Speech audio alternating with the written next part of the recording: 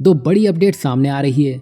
एक तरफ रूस ने भारत वाला एक्शन यूरोपियन यूनियन पे उठा लिया है, तो दूसरी ओर एक बिगड़ल अमेरिकी सीईओ को भारत ने ऐसा करारा जवाब दिया है कि अमेरिका की पूरी एआई इंडस्ट्री हिल चुकी है। जैसा कि आप जानते ही होंगे, भारत ने चीन पर समय समय पर बड़े एक्शन लिए हैं। जैसे भारत सरकार ने शाओमी पर विदेशों में अवैध रूप से पैसे भेजने का आरोप लगाया, जिसके बाद सरकार ने कंपनी के $600 मिलियन से अधिक की रकम फ्रीज कर दी। और ऐसे ही भारत ने कई बड़े एक्शन चीन पर लिए हैं, जिसमें उसकी बड़ी संपत्तियां सीज की गई हैं। और अब ऐसा ही कुछ रूस करने में लगा है। ये तो आप जानते ही होंगे कि यूक्रेन के लिए यूरोप और अमेरिका ने रूस के अकाउंट और एसेट्स फ्रीज कर दिए हैं, और उसी अमाउंट को यूक्रेन अपने लिए मदद के तौर पर इस्तेमाल कर रहा है। वहीं 2025 की शुरुआत में G7 देश और रूस के बीच तनाव तेजी से बढ़ता दिखाई दिया है, जहां G7 देशों ने रूस की $200 अरब से अधिक की संपत्ति को जब्त करने का फैसला किया है।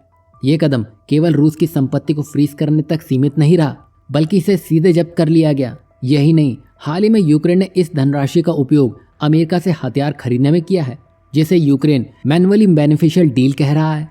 रूस ने हाल के वर्षों में अपनी आर्थिक रणनीति में बड़ा बदलाव किया है, जहां पश्चिमी देशों पर निर्भरता कम करने की कोशिश की जा रही है। इसी क्रम में उसने यूरोपियन बैंकों को निशाना बनाया है।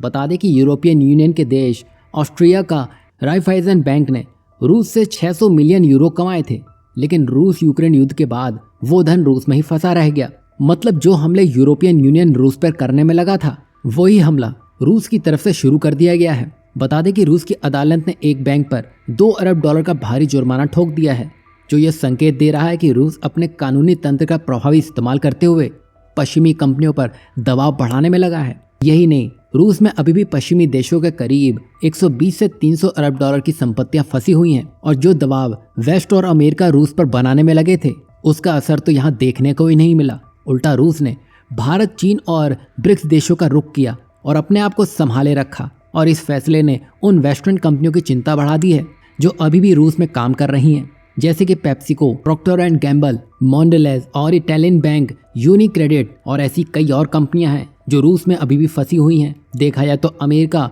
और उसके सहयोगियों द्वारा लगाए गए 10,000 से अधिक प्रतिबंध रूस को झुकाने में विफल रहे हैं।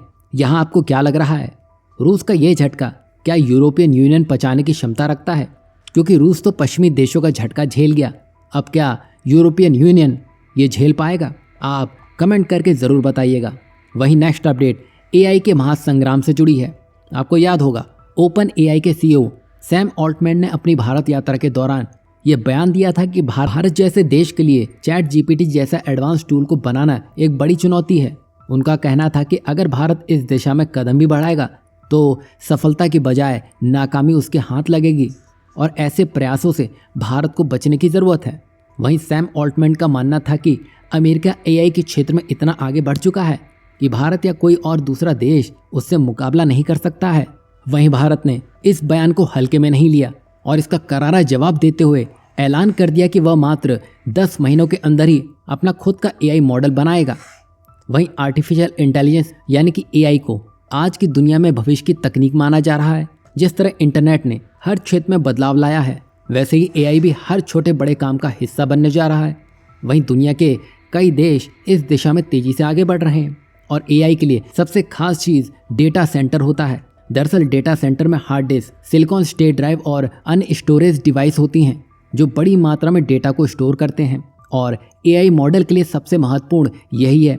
और यही वजह है कि भारत की रिलायंस इंडस्ट्री ने गुजरात के जामनगर में दुनिया का सबसे बड़ा डेटा सेंटर बनाया है, और ये डेटा सेंटर बहुत बड़ी मात्रा में डेटा को स्टोर करेगा।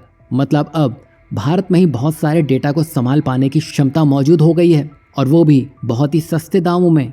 इसके विपरीत अमेरिका में डाटा सोर्स को ऑपरेट करना बहुत महंगा पड़ता है, और ये एक टर्निंग पॉइंट हो सकता है जहां अमेरिका को इन डाटा सेंटर्स की तब ज़रूरत पड़ेगी, क्योंकि ये सस्ते होंगे जो उनके लिए कॉस्ट इफेक्टिव होंगे। मतलब एआई में तो अमेरिका ने महारत हासिल कर ली है, और जो उसकी रीढ़ मानी जाती है जैसे कि डेटा सेंटर, उसमें भारत ने झंडे गाड़ दिए हैं।